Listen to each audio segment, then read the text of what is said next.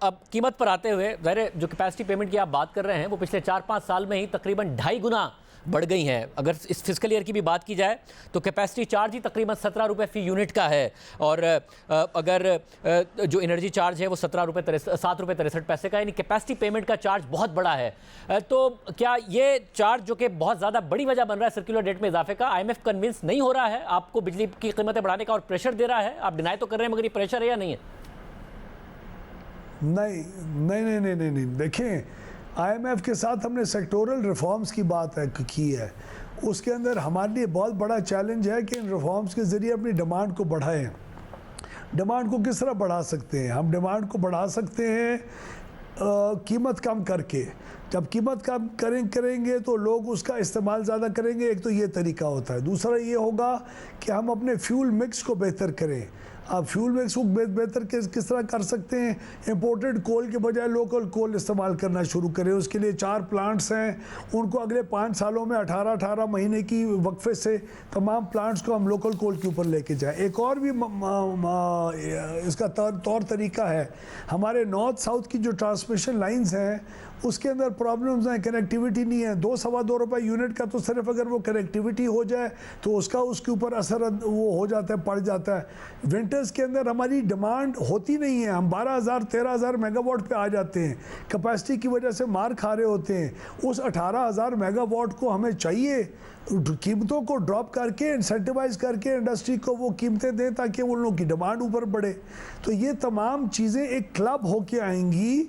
इन तमाम रिफॉर्म्स को एक एक करके हम करेंगे। हर रिफॉर्म के इनिशिएटिव की वजह से कहीं 2 रुपये यूनिट हमें मिलेगा, कहीं 3 रुपये यूनिट का असर पड़ेगा, उससे कीमतें कम आएंगी, उससे डिमांड ऊपर बढ़ेगी, ये जो कैपेसिटी होगी। ये जो प्लान है, और भी मैं आपको इशू ये जो प्लान है, मगर मसला है कि ये जो प्लान है उसके लिए IMF का कन्विंस होना बहुत ज़रूरी है। माजी में भी हुकूमतों ने बहुत बड़े बड़े दावे किए हैं कि हम डिस्ट्रीब्यूशन को इंप्रूव करेंगे, कलेक्टिव पनिशमेंट ख़त्म करेंगे, इतनी बिजली मौजूद है, लोड शेडिंग नहीं होनी चाहिए, इसलिए चोरी को ख़त्म करके यकीनी बनाए। हुआ नहीं कुछ। तो IMF का भरोसा नहीं रहा है पिछले कई सालों में पाकिस्तान के साथ डील करके।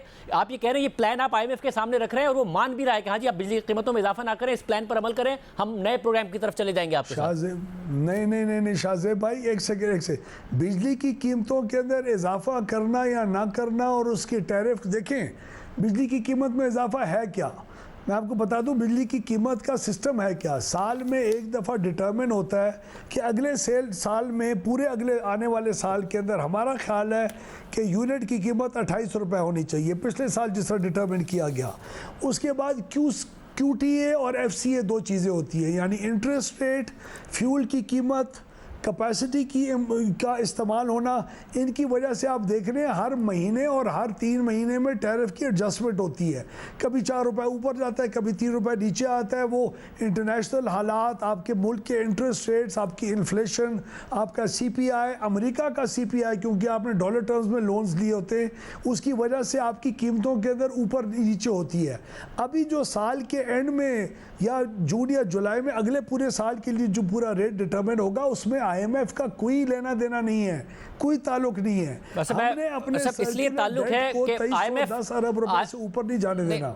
IMF बैलेंस शीट देखता है ना कि हुकूमत को कितने लॉसेस का सामना होगा, हुकूमत कितनी सब्सिडीज देगी, सब्सिडीज कम करके सर्कुलर डेट को कंट्रोल करेगी। सर्कुलर डेट पे तो मुसलसल IMF ने सवाल पूछा है, उसका तो हमेशा से ताल्लुक रहा है। अब मसला ये है, जैसा आपने कहा कि पिछले साल के लिए सवाल कर लूँ, मुझे सवाल प्रेस करने दीजिएगा। इस माली साल के लिए जो रेवेन्यू रिक्वायरमेंट थी पावर डिवीजन की वो थी 3281 अरब रुपए। अगले माली साल के लिए क्योंकि कैपेसिटी पेमेंट भी बढ़ जाएंगी, एनर्जी चार्ज भी, तो रिक्वायरमेंट है 4000 अरब रुपए, 4 ट्रिलियन, यानी कि तकरीबन 25% आपकी रेवेन्यू रिक्वायरमेंट ज़्यादा होगी। अब ये 25% जो इजाफी रेवेन्यू रिक्वायरमेंट है, या आप IMF को कैसे कन्विंस करेंगे कि आप बिजली की कीमतों में इजाफा किए बगैर इसे पूरा कर लेंगे? सिर्फ 3281 अरब रुपए की रिक्वायरमेंट को मत देखिए आप। इस 4281 अरब या जो भी आपने फिगर दिया है, जाहिर है ये एक रिसर्च फर्म का एस्टीमेट है, आपका अगर अलग है तो बता दीजिएगा। जी दुरुस्त फरमा रहे हैं, बिल्कुल दुरुस्त फरमा रहे हैं आप। आपकी रिसर्च भी बहुत हाई क्वालिटी की है।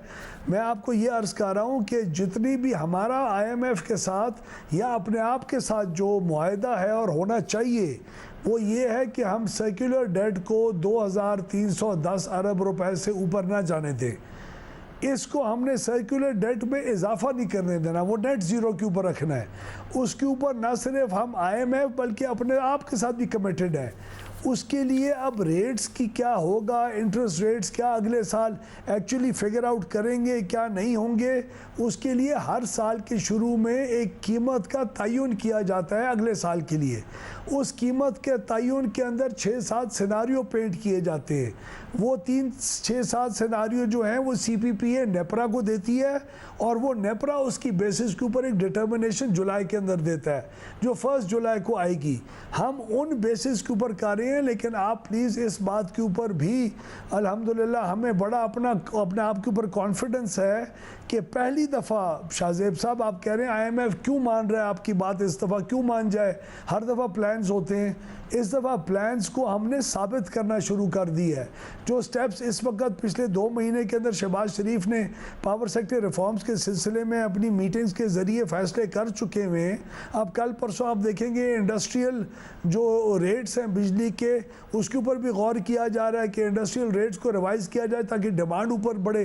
डिमांड बढ़ेगी तो कैपेसिटी पेमेंट्स का जो हिस्सा है वो कंफर्म कर दीजिएगा, क्योंकि इंडस्ट्री की तो डिमांड है। बहुत प्रोफेशनली हम आगे लेके जा रहे हैं। इंडस्ट्री तो कंसेशन डिमांड कर रही है टैरिफ पर, मगर खबर यही है कि IMF ये भी नहीं मान रहा है कि जी आप कोई कंसेशन दें इंडस्ट्री को। आप ये कह रहे कंसीडर कर रहे हैं कि इंडस्ट्री के लिए कंसेशन हो? as long as आप कोई ज़्यादा जी सब्सिडीज़ ना, उसके ऊपर सब्सिडी के अमाउंट अपनी ना बढ़ाए।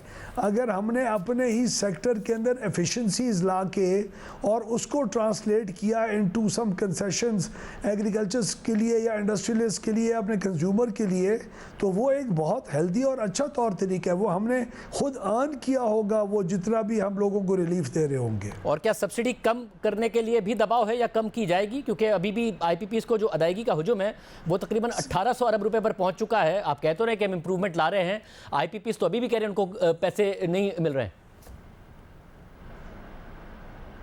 पैसे दिए जा रहे हैं नहीं, तकरीबन 87% तो उनकी पेमेंट्स हो रही हैं।